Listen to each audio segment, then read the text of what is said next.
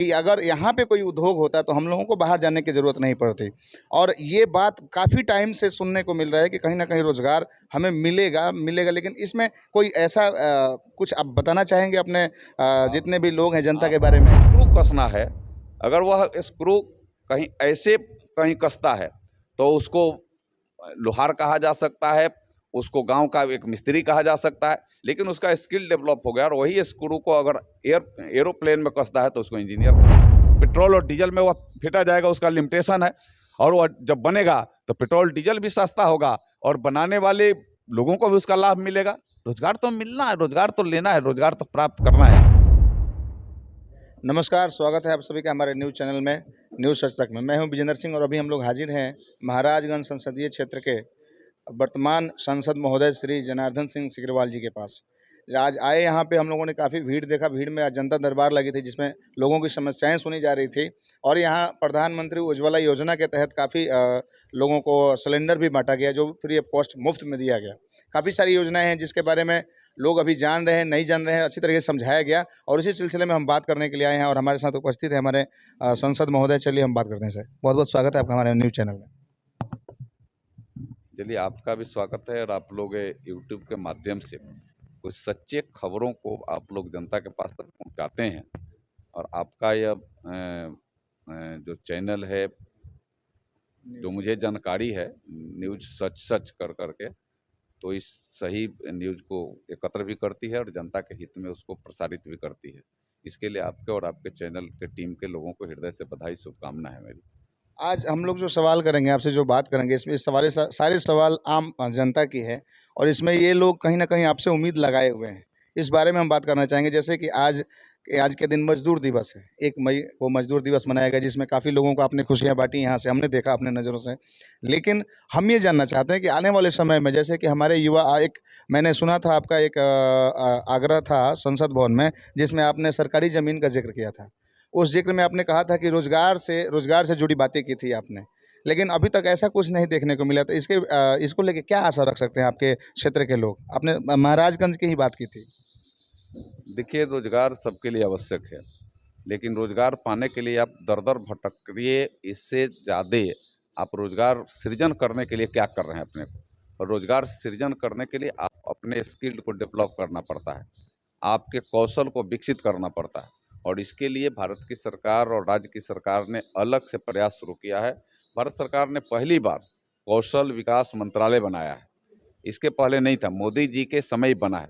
आप देख रहे होंगे कि माने गांव गली गलियारे तक कौशल विकास के लिए अलग अलग से केंद्र स्थापित हुए हैं, छोटे छोटे केंद्र, जहां उनको सिलाई से लेकर के बुनाई तक उनको अलग अलग छोटे छोटे कामों में टीवी बनाना, रेडियो बनाना, मोबाइल बनाना, हेयर कटिंग करना, माने ग्रिलिंग का काम करना, ये छोटे छोटे कामों के लिए उनके कौशल को विकसित किया जा रहा है। वो स्वयं रोजगार सृजित करेंगे और सरकार उसके लिए बैंकों से लोन की एक बहुत बड़ी माने एक फौज खड़ा की है।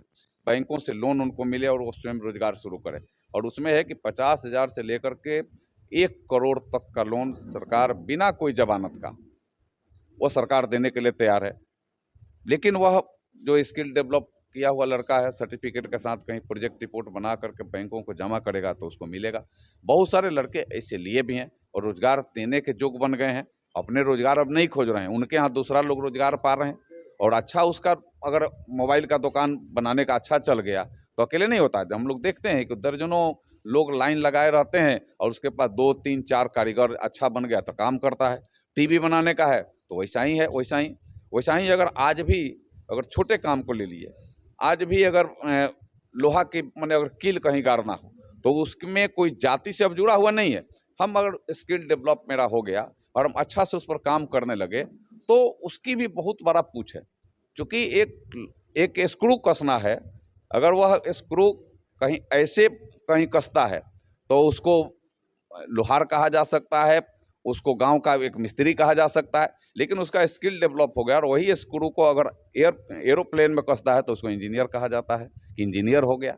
और उसके लिए पूरा एक मापदंड उसका बदल गया।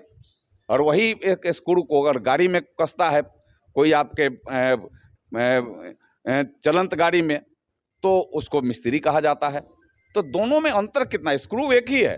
जिस स्क्रू को अगर गांव का कोई अगर व्यक्ति अपने से या फिर कोई लोहार मिस्त्री हमरा माने ठोकता है, तो उसको ये जानकारी नहीं है कि हम स्क्रू ठोक रहे हैं तो फटेगा, लकड़ी की वो बच जाएगा, क्या होगा, कितना हमको ठोकना है। लेकिन वही मिस्त्री अगर जा करके गैरेज में करता है तो उसको पता है कि कितना स्विच कितना करने से उसको टाइट करना है, तो गाड़ी उसमें चल पाएगी नहीं चल पाएगी। और वही मैंने कहा कि वही अगर हवाई जहाज में कसता है तो एक बड़ा इंजीनियर होता है, उसके लिए अलग मापदंड हो जाता है। स्क्रू एक है, कसना उनको अलग अलग जगह पर है, कसने वाला अलग अलग स्किल्ड है, तो फिर उसके अनुसार बनता है। तो इसके लिए अलग से आपके अपने स्किल को बढ़ाने के लिए भी युवाओं के लिए जिस तरीका से यह केंद्र की सरकार, राज्य की सरकार मोदी जी के नेतृत्व में कर रही है, उसको अपने स्किल के बारे में हमेशा चिंता करना चाहिए। दूसरे पर कोई आरोप प्रत्यारोप से नहीं होता है। आप क्या कर रहे हैं पहले अपने बताइए कि आपको करने की जो क्षमता है उसके लिए आपने प्रयास क्या किया। और आप जब प्रयास करेंगे तो प्रयास कभी भी विफल नहीं होता है, प्रयास से हमेशा सफल होता है। सही दिशा में सही प्रयास की आवश्यकता है। जी, बिल्कुल।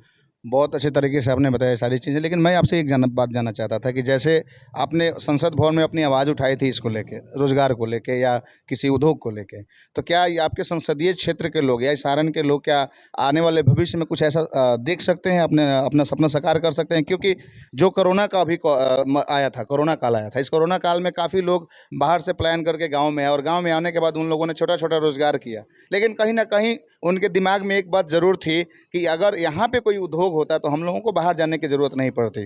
और ये बात काफ़ी टाइम से सुनने को मिल रहा है कि कहीं न कहीं रोज़गार हमें मिलेगा, लेकिन इसमें कोई ऐसा कुछ आप बताना चाहेंगे अपने जितने भी लोग हैं जनता के बारे में? मैं बताऊं कि राज्य की सरकार युवा उद्यमी, महिला उद्यमी कर करके एक व्यवस्था खड़ा की है।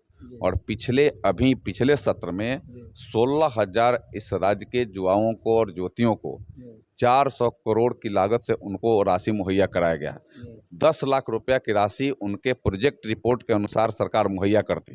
5 लाख रुपया पूर्ण रूप से अनुदानित है, 5 लाख रुपया उसको रिटर्न नहीं करना है। 5 लाख रुपया अगर वह बच्ची है, महिला है, तो उसको बिना कोई सूद का रिटर्न करना है 84 किस्त में। अगर वह युवा है तो उसको 84 किस्त में देना और उसको 1% मात्र सूद है, 1% में। तो रोजगार तो जुड़ रहा है, रोजगार इस जिला में बहुत ऐसे लड़के ले रहे हैं। तो रोजगार लेने के लिए आपके प्रयास को दूसरा है कि रोजगार आपको कहीं आप चाहते हैं कहीं आपके लिए फैक्ट्री लगा करके रोजगार दिया जाए, ऐसा भी यहाँ हो रहा है। लेकिन मैंने पहला जो शब्द कहा उसके लिए भी आपको कहीं ना कहीं से टेक्निकली फिट होने की आवश्यकता है।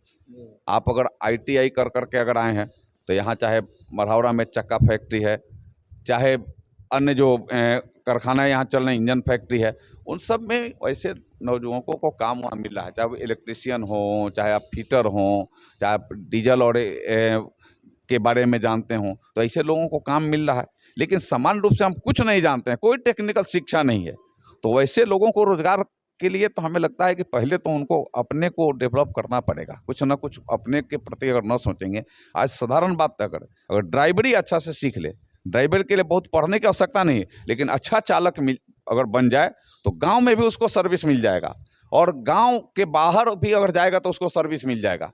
लेकिन उसको सीखना तो पड़ेगा। ऐसा ही हमें कुछ नहीं जानते हैं और हमको रोजगार मिल जाए तो हमें लगता है कि इस अपेक्षा को और थोड़ा सा दूसरे तरीका से, दूसरे आइडिया से देखने की आवश्यकता है, यह आवश्यकता है।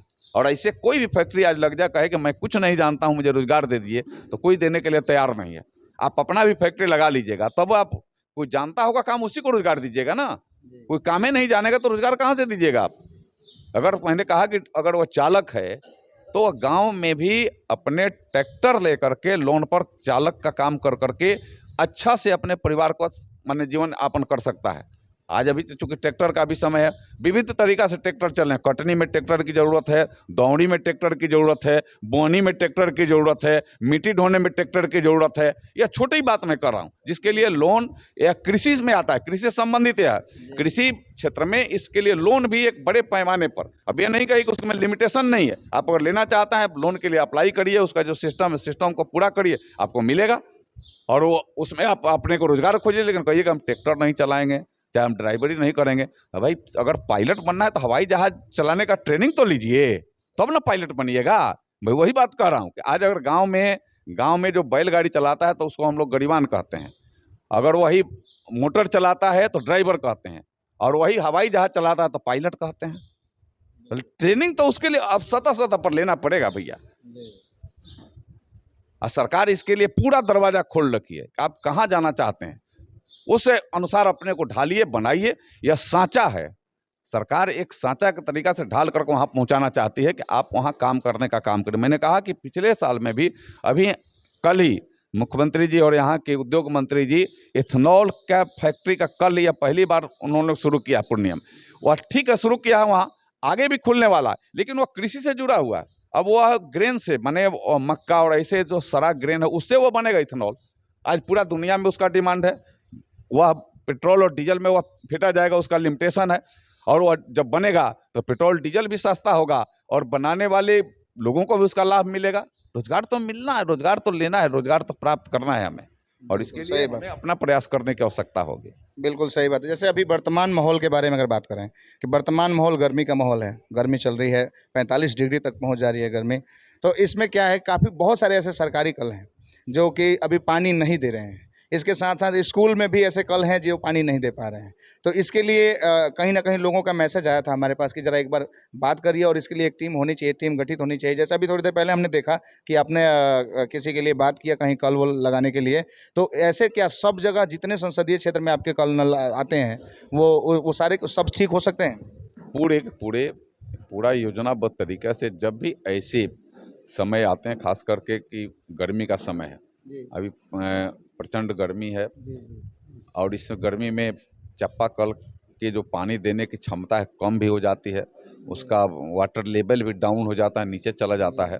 तो सरकार पहले से ही इसके लिए तैयार है। अभी सरकार इसके लिए चलंत भान माने चलंत डॉक्टर माने उसके लिए कहिए, चिकित्सक भान से चलता है, एम्बुलेंस से चलता है, तो चलंत एम्बुलेंस भी चापाकल ठीक करने के लिए चल रहा है, बन गया है। जहाँ सरकारी चापाकल है, सरकारी चापाकल खराब पड़ा है, तो उसमें माइनर खराबी होता है, उसमें मेजर खराबी होता है, अब बृहद खराबी होता है। 3 स्तर का खराबी उसमें भी है। माइनर खराबी है, कहीं 2-4 गो नट बल्ट एथी हो गया, कहीं चेन खराब हो गया है, कहीं वाशर कट गया है, तो तुरंत उसको ठीक करेगा। माइनर खराबी हो जाएगा, ठीक करके चला आएगा। थोड़ा मेजर खराबी है, कहीं थोड़ा सा और उसको ठीक ठाक करने का होगा। और बृहद खराबी है, यानी उखाड़ करके गाड़ना पड़ेगा, पाइप लगा करके, पाइप नया लगा करके बदलना पड़ेगा। तो उसके लिए वो सर्वे करता है, तो उसको आने वाले दिनों में 10-5 दिन में करता है। ऐसे सर्वे का काम चल भी रहा है, और इसके लिए चलंत भान भी चल रही है। जहां आपको ऐसा कंप्लेन अगर मिले, आपको भी हम लोग कलेक्ट कर रहे हैं, विभाग भी कलेक्ट कर रहा है, और हम आपके माध्यम से पूरे क्षेत्र के लोगों को भी कर रहे हैं। जहां सरकारी चापाकल गड़ा है और आज भी काम नहीं कर रहा है, तो आप सूचना करिए विधिवत अपने से भी, और या फिर हम लोगों को भी सूचित करिए, तो हम लोग विधिवत विभाग को सूचित करेंगे। लेकिन सरकारी चापाकल हो तो उसको ठीक कराने की बहुत सारी व्यवस्थाएं बनाई गई है, जिसका लाभ आज मिलेगा।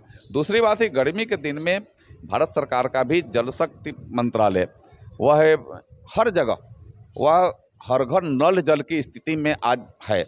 और मैं इसको कह सकता हूँ, दावे के साथ कह सकता हूँ कि हो सकता है कि कुछ जगह खराब हो, लेकिन बहुत जगह उसका लाभ आज भी मिल रहा है। ठीक है कि उसका लोग दुरुपयोग भी कर रहे हैं। पानी को खोल करके स्नान करना चाहिए या पीने के लिए रखना चाहिए सुरक्षित, उसको लोग पटवन में भी ला रहे हैं, जो होना नहीं चाहिए। वह हमें लगता है कि अज्ञानता है, वो अज्ञानता है, ज्ञान नहीं है। जिस पानी को जो 400 फीट के नीचे से पानी ला करके आपको पीने के लिए व्यवस्था बनाई गई है, उस पानी को आप खेत में पटवन के लिए यूज कर रहे हैं। सब नहीं कर रहे हैं, लेकिन कुछ आज भी कंप्लेन भी आता है और आज भी देखने को भी मिलता है।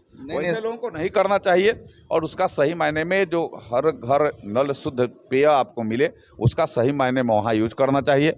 आज भी जहाँ नल का जल नहीं पहुँचा है, उसके लिए जो व्यवस्था बनाई गई है, आप अपने प्रखंड में प्रखंड विकास पदाधिकारी से, उसके पीएचडी से, उसके संबंधित अधिकारियों से बात करिए। वहाँ दिक्कत होता है, फिर हम लोग यहाँ बैठे हुए हैं इसी काम के लिए, हम लोग से बात करिए, तो वहाँ उसको भी दुरुस्त करने का काम किया जाएगा। जनता की एक शिकायत है, जैसे नल जल की आपने बात कही, बहुत अच्छी बात कही, सरकार की बहुत अच्छी योजना है ये, हर घर तक पहुँचे भी है। कुछ हद तक काफ़ी काम नहीं हुआ है, वो हो रहा है। लेकिन कहीं ना कहीं सर एक बात मैं आपसे कहना चाहूँगा कि लोगों का कहना ये है कि जिस पानी को पीने के लिए 400 फीट नीचे से निकाला जा रहा है, जहाँ पे उसको स्टॉक किया जा रहा है, वो स्टॉक करने के बाद वहाँ बहुत ऐसे नल जल है जहाँ पे सीढ़ी की व्यवस्था नहीं है, जिसकी वजह से उस टंकी की सफाई नहीं हो पा रही है। 1-1 साल, 1.5 साल, 2-2 साल की टंकी, उसमें कचरा जम गया है, और उस पानी को लोग यूज नहीं कर रहे हैं सर।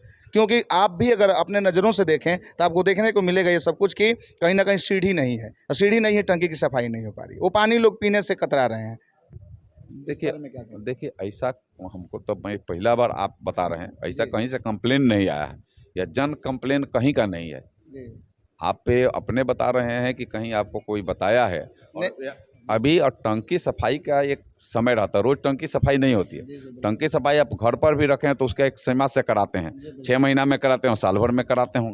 टंकी तो रोज सफाई होने का चीज़ भी नहीं, चूँकि इस टाइप से बना हुआ है, या तो अगर पक्का का बना है वह भी, या फिर वह उस टंकी का जो निर्माण जिस एथिस पदार्थ से हुआ उसमें रोज उसकी सफाई की जरूरत नहीं है, और उसमें यह तुरंते नहीं है कि तुरंते उसमें कचरा जम जाता है, और कचरा भी तो सिल्ट्रेट करता है, कचरा सिल्ट करता है, नीचे जम जाता है। और वैसा कुछ चला भी गया बालू इत्यादि, तो 400 फीट का है तो बालू भी नहीं होगा उसमें, क्योंकि फिल्टर को लगाया होगा उसमें, और चला भी गया तो नीचे सिल्ट करेगा, नीचे चला जाएगा पानी, तो उसमें फिर शुद्ध ही आना है।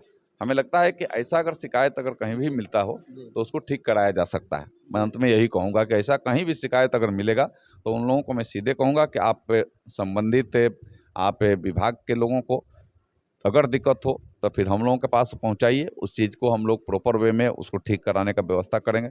और सीढ़ी अगर प्रॉपर में नहीं भी लगा है तो सीढ़ी तो लगाना उसका दायित्व है, जब सफाई करेगा तो अभी तो एक से एक आधुनिकता आ गई है, उसमें सीढ़ी यहाँ से वहाँ पर पहुँच जाएगा, इसलिए उसकी कोई दिक्कत नहीं है। एक सवाल और चलते-चलते मैं आपसे पूछना चाहूँगा कि एक 2012 में चयन हुआ था स्वयं सांख्यिकी सेवक लोगों का, 2012 में, और वो 2016 में सबको फिर हटा दिया गया, अगर आपके नॉलेज में है तो? देखिए यह एक बात माने हमको लगता है कि वैसे सांख्यिकी जो सहायक स्वयंसेवक होंगे उनको थोड़ा बुरा लगेगा, लेकिन यह है कॉन्ट्रैक्ट पर, यह परमानेंट तो है नहीं। परमानेंट नियुक्ति के लिए आपको किया भी नहीं गया था, उसमें आपने फॉर्मे भरा था कि कॉन्टेक्चुअल हैं हमका इतना दिन का कॉन्ट्रैक्ट है, कॉन्ट्रैक्ट बार कर लीजिए। लेकिन हम लोग उसको जैसे होता है ना, 3 दिन के बाद एक यूनियन बना लेते हैं, उस पर लड़ाई शुरू करते हैं कि परमानेंट करो, परमानेंट करो, परमानेंट करो। यह होता ही विशेष परिस्थिति में, मैं उनका परमानेंट हो जाए इससे मैं विरोधी नहीं हूँ, लेकिन वैसे लोगों को यह निश्चित रूप समझना चाहिए कि बारे में अगर हुआ था कॉन्ट्रैक्ट में लिया होगा, कॉन्ट्रैक्ट में जितना दिन का उसका काम रहा होगा उसके बाद कॉन्ट्रैक्ट से हटाएगा, फिर दूसरे को तो भी मौका मिले। और फिर उसकी प्रक्रिया, दोनों की 2 प्रक्रिया है। आप कॉन्ट्रैक्ट पर कहीं सर्विस करते हैं उसकी प्रक्रिया चयन का दूसरा है, और आप परमानेंट करते हैं, परमानेंट कहीं सर्विस में जाना है तो उसका प्रक्रिया दूसरा है। आप चाहते हैं कॉन्ट्रैक्ट पर प्रक्रिया हमारे लिए एकदम आसान प्रक्रिया से आ जाए और परमानेंट हो जाए, यह संभव नहीं हो पाता है। यह आपको भी कह दिया जाए, आपको भी निर्णय पर कर दिया जाए, बैठा दिया उस चेयर पर भी, तो आप भी नहीं कर पाइएगा, उसकी प्रक्रिया तो आपको पूरा करना पड़ेगा ना। अब हम कह रहे हैं कि नहीं, हमें आईएएस और आईपीएस का परीक्षा दिए बिना हमको उसको बहाल कर दिए, क्योंकि हमको कॉन्ट्रैक्ट पर आपने रखा है कुछ दिन के लिए। कोई भी डीएसपी को अगर एसपी प्रभार देकर के चला जाए 4 महीना के लिए, 2 महीना के लिए, 2 दिन के लिए, और उड़ा करके कहने मैं तो 2 दिन एसपी का काम किया हूँ, अब मैं यहाँ का एसपी मैं ही रहूँगा, और या फिर सरकार हमको माने आईपीएस का हमको डिग्री दे, कहाँ संभव भैया। बीपीएससी की दूसरी परीक्षा होती है, उसके चयन की दूसरी प्रक्रिया है, उसके चयन की दूसरी प्रक्रिया है, तो प्रक्रिया को तो अपनाना पड़ेगा। ऐसे इन लोगों के डिमांड से मैं सहमत हूँ, अगर इतना लंबे समय से काम किए हैं तो इनका होना चाहिए। परीक्षा का व्यवस्था उसके, और उनको क्या कर सकती है सरकार करे, लेकिन यह एक मैंने मूल बात कहा, मूल में यह बात है सही में। अच्छा, हम लोग प्रॉपरली भोजपुरी से हैं, और भोजपुरी हमारी मातृभाषा है, और इस बारे में जानना चाहते हैं, काफ़ी टाइम से हम सुनने को मिल रहा है कि भोजपुरी को 8वीं अनुसूची में जोड़ी जाएगी, क्या ये सपना सच हो सकता है? देखिए इसके लिए बहुत सारे प्रयास चल रहे हैं, जारी हैं प्रयास, और आने वाले दिनों में यह संभव है, यह निश्चित है। क्योंकि आज ये देश में मोदी जी जैसे एक देश सेवक का, जो देश के काम कमान सेवक के रूप में संभालने उनकी सरकार है, और सब लोग एक इससे परिचित भी हैं कि मोदी है तो सब मुमकिन है। मोदी है तो सब मुमकिन तो मोदी जी के थीम में अनमुमकिन कुछ नहीं है, लेकिन इसमें कुछ टेक्निकल बातें इसमें माने जो फंस जाती है। हम सब अपने भी यहाँ के कुछ सांसदों का एक टीम देश के गृह मंत्री जी से और भारत के माननीय प्रधानमंत्री से मिलकर के इस पर हम लोगों ने आग्रह किया था, लेकिन कई एक राज्यों के भी लोकल भाषाओं को लोग उसमें जोड़ना चाहते हैं, खाली बिहार की या भोजपुरी भाषा नहीं, अब कुछ जगह का डोंगरी भाषा है, कुछ राजस्थान की भाषा है, माने आधे दर्जन से ज़्यादा राज्यों की उस भाषा उस पर एकदम पहले से माने आ गई है वहाँ कर के। और उसके लिए हमें लगता है कि सरकार को उस पर एक पूरा विस्तृत विवेचना कर के निर्णय लेना पड़ता है। तो सरकार उसकी विवेचना कर रही है, सरकार उसको निर्णय लेने के स्थिति में अपने को पहुंचाने का हर संभव प्रयास करे कि हम निर्णय लें, तो फिर उसके बाद यह कहीं कुछ छूट ना जाए, कहीं कोई भाषा और ना छूट जाए। रोज रोज निर्णय नहीं होता है कि रोज रोज हम भाषा चेंज करें, रोज रोज हम भाषा को 8वीं सूची में जोड़ें, या होता नहीं है। जैसे आप देख रहे हैं भोजपुरी का लंबे समय से मांग चल रहा है, लेकिन इसका मांग लाजमी भी है, और इसका मांग अगर पूरा सरकार करती है तो हमें लगता है कि बहुत बड़ी उपलब्धि भोजपुरी माने भाषा भाषियों को होगा। इसका लाभ कई एक चीज़ से हो जाता है, इसमें भी रोजगार आ जाता है, इसमें से रोजगार जुड़ेगा। और इसमें चूंकि शिक्षण देने वाला भी भोजपुरी भाषी होगा, समान रूप से देगा। परीक्षा में भी आपको एक भोजपुरी भाषा ऐड हो जाएगा, जैसे 8वीं सूची में जुड़ेगा तो, और फिर परीक्षक भी भोजपुरी भाषी होगा, तो प्रोफेसर से लेकर शिक्षक तक उस भोजपुरी भाषी के लोगों की नियुक्ति भी होगी बड़ी पैमाने पर। तो इसका रोजगार भी लोगों को इससे मिलता है। और मैं इसलिए मैं व्यक्तिगत तौर से मैं आपको बताऊं कि मैं लोकसभा में भी हमने अपने स्तर से जो प्राइवेट मेंबरशिप बिल एक वहाँ होता है, उसके माध्यम से भोजपुरी भाषा को 8वीं सूची में जोड़ा जाए, इसके लिए मैंने उस माध्यम से मैंने सरकार का भी ध्यान आकृष्ट किया है। मैंने लोकसभा में ओथ लेते समय भी मैंने आग्रह किया था कि मैं चाहता हूं भोजपुरी में ओथ लूं, लेकिन आज इसकी व्यवस्था यहाँ नहीं है। यह जल्द से जल्द सरकार व्यवस्था करे कि हम लोग भोजपुरी में ओथ भी ले सकें लोकसभा में। जो लोग हिंदी में लेते हैं, इंग्लिश में लेते हैं, अलग अलग भाषा में लेते हैं, तो हम लोगों ने इसकी इच्छा ही नहीं व्यक्त की। इच्छा के साथ अपने तरीक़ा से भोजपुरी भाषा को 8वीं अनुसूची में जोड़ा जाए, इसके लिए हम लोगों का लगातार प्रयास जारी है। और मुझे पूरा उम्मीद है कि यह प्रयास माने सफल होगा, और जिससे भोजपुरी भाषा भाषियों को एक बहुत बड़ी उपलब्धि भी इससे मिलेगी। समय कम होने की वजह से हम इनसे बस चलते चलते एक बात और करना चाहेंगे कि सर हमें बताइए कि जैसे आपके संसदीय क्षेत्र में जितने लोग हैं, जितने युवक लोग हैं, जितने बुजुर्ग लोग हैं, जितने भी आपके मतदाता हैं, उन सब से क्या कहना चाहेंगे, उन सबके लिए एक शुभ संदेश आपकी तरफ से। देखिए सब मेरे महाराजगंज लोकसभा क्षेत्र सारण सीवान जिला के साथ बिहार और देश के लोग खुशहाल रहें, यही कामना है ना। वह अमन चैन की ज़िंदगी जिए, उनके सामने कोई समस्या न आए, समस्या आए तो समस्या से निपटने का ताकत भी ईश्वर दें उनको, यह व्यवस्था उनको हो। माने सभी के जीवन में सुख शांति और समृद्धि, कोई भी व्यक्ति यही चाहता है। संत भी इसीलिए तपस्या करते हैं कि मुझे सुख भी चाहिए, शांति भी चाहिए और समृद्धि चाहिए। उनके समृद्धि धन का नहीं है, उनके समृद्धि अपने यश का रहता है कि मैं बड़ा संत हो जाऊं, मेरा वैसे यश गान होते रहे। उसमें समृद्धि मैं जब कहता हूं तो उसमें अलग अलग चीज़। अब विद्यार्थी अगर करता है तो उसको समृद्धि चाहिए कि मुझे अच्छी शिक्षा मिल जाए, मुझे डिग्री अच्छा मिल जाए, बड़ा से बड़ा मिल जाए, तो मुझे वो समृद्धि प्राप्त हो जाए। जो व्यवसायी करता है तो उसको लगता है कि मुझे बड़ा धन मिल जाए जिससे मैं आगे व्यवसाय बढ़ाऊँ। यह समृद्धि हम एक व्यापक स्तर पर, व्यापक क्षेत्र में हम कह रहे हैं, लेकिन सबको जब सुख भी मिल जाए, शांति भी मिल जाए और समृद्धि भी रहे, तो फिर उसके जीवन में दूसरे किसी की आवश्यकता भी नहीं है। और सारे लोग उसी काम के लिए हम लोग लगे रहते हैं लगातार। देखिए अब मृतलोक है, हम लोग आए हैं तो इस चीज़ के लिए हमें लगातार प्रयास करने की आवश्यकता बनी भी रहती है, और हम अच्छे तरीक़ा से प्रयास करें। ऐसे भी ईश्वर हमको ताकत दें कि हम सही दिशा में अपने को प्रयासरत रखें। और यही मैं अपने क्षेत्र के युवाओं के लिए विशेष कर करके मैं ये आग्रह करूँगा, आपका दिशा जो हो सही दिशा हो, आपका राह जो हो सही हो, और वह राह आपको अंतिम आपके लक्ष्य तक पहुँचावे, यह मेरा ईश्वर से कामना है। खुदा से इबादत है कि आपको अच्छे राह के साथ आपको आपके अंतिम लक्ष्य तक पहुँचाने में ईश्वर सहयोग करें, और समाज भी एक दूसरे को सहयोगी बने। बहुत अच्छा लगा आपसे बात करके, बहुत अच्छी अच्छी बातें कहीं। कहीं ना कहीं जितने भी हमने बातें की उन सब में रोजगार से जुड़ा हो, चाहे आपके स्किल लेवल हो, किसी भी तरीके का हो, आपको भी खुद करना है, आपको अपने लिए करना है, तब जाके सब कुछ संभव हो सकता है और सब लोग खुश रह सकते हैं। चलिए, अभी आप सुन रहे थे हमारे माननीय सांसद श्री जनार्दन सिंह सिग्रीवाल जी को, जिन्होंने काफ़ी महत्वपूर्ण बातें बताई। और ऐसे ही अच्छे वीडियो को देखने के लिए बने रहिए हमारे साथ, हमारे न्यूज़ चैनल के साथ, न्यूज़ सजता के साथ।